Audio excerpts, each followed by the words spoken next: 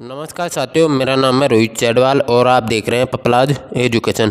तो दोस्तों, वीडियो में आगे बढ़ने से पहले मैं आपसे एक छोटी सी रिक्वेस्ट करता हूं। प्लीज़ आप हमारे चैनल पर पहली बार आए हैं तो प्लीज़ चैनल को ज़रूर सब्सक्राइब कीजिए और बेल आइकन को ऑन कीजिए ताकि आने वाली नोटिफिकेशन आप तक पहुँचती रहे। तो दोस्तों, आज हम 57 क्वेश्चन नंबर 15 पर बात करने वाले हैं।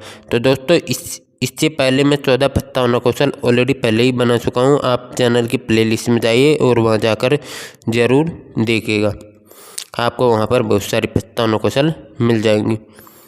तो दोस्तों, सबसे पहले आप अपना नाम लिख लीजिए। जैसे मैंने लिख रखा है रोहित चैडवाल।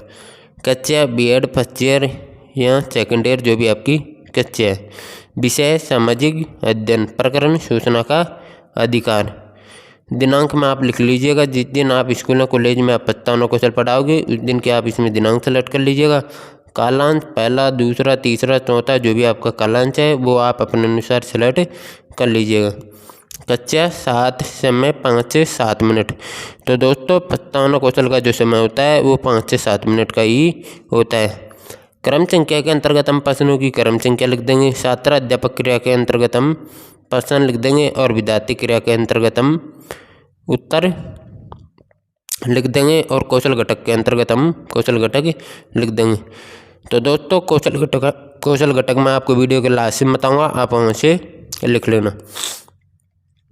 पहला प्रश्न हम बच्चों से पूछेंगे, सरकारी योजनाओं का मुख्य उद्देश्य क्या होता है? सरकारी योजनाओं का मुख्य उद्देश्य क्या होता है? तो बच्चा बताएगा लोक कल्याण करना। क्या बताएगा? लोक कल्याण करना। दूसरा प्रश्न हम बच्चों से पूछेंगे, जो उत्तर बच्चों ने दिया है उसी का हमको दूसरा प्रश्न पूछना होगा। लोक कल्याणकारी योजनाओं का लाभ कैसे नागरिक उठा पाते हैं? लोक कल्याणकारी योजनाओं का लाभ कैसे नागरिक उठा पाते हैं? तो बच्चा बताएगा नागरिक जागरूक होते हैं। फिर हमें इसी उत्तर को तीसरे प्रश्न में कन्वर्ट करना। जागरूक नागरिक कब सरकार की योजनाओं की जानकारी प्राप्त कर सकते हैं? तो बच्चा बताएगा जब उन्हें इसका अधिकार प्राप्त हो। जब इन्हें इसका अधिकार प्राप्त हो। चौथा प्रश्न हम बच्चों से पूछेंगे, इसके लिए जनता को किस प्रकार का अधिकार होना चाहिए? तो बच्चा बताएगा सूचना का अधिकार। क्या बताएगा? सूचना का अधिकार। पांचवा प्रश्न हम बच्चों से पूछेंगे, सूचना का अधिकार के बारे में आप क्या जानते हैं?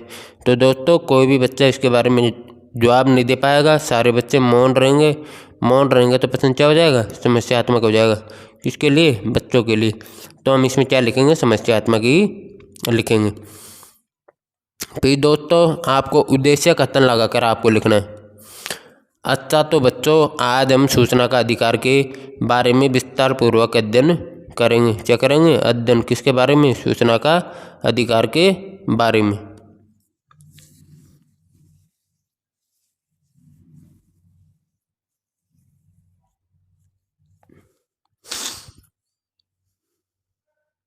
तो दोस्तों, वहाँ पर जगह खाली नहीं थी, इसलिए मैंने 57 क्वेश्चन आपको लास्ट में बता रहा हूँ, आप यहाँ से लिख लेना। 57 क्वेश्चन के कौशल घटक। तो दोस्तों, आपको 57 क्वेश्चन के कौशल घटक आपको कैसे लिखना है? प्रश्न लिख रखे हैं और कौशल घटक।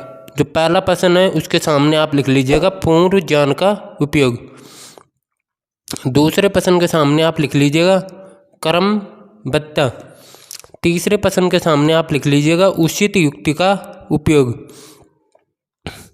चौथे प्रश्न के सामने आप लिख लीजिएगा विद्यार्थी के उत्तरों का उपयोग। पांचवें प्रश्न के सामने आप लिख लीजिएगा प्रस्तावना की अवधि। तो दोस्तों, इस प्रकार से आप इस 57 क्वेश्चन को आप प्रश्नों के सामने आप लिख लीजिएगा। तो दोस्तों, आशा करता हूँ, उम्मीद करता हूँ आपको ये वीडियो बहुत अच्छी लगी होगी। तो प्लीज़ चैनल को सब्सक्राइब कीजिए और बेल आइकन को ऑन कीजिए ताकि आने वाली नोटिफिकेशन आप तक पहुंचती रहे। जब तक के लिए जय हिंद, जय भारत।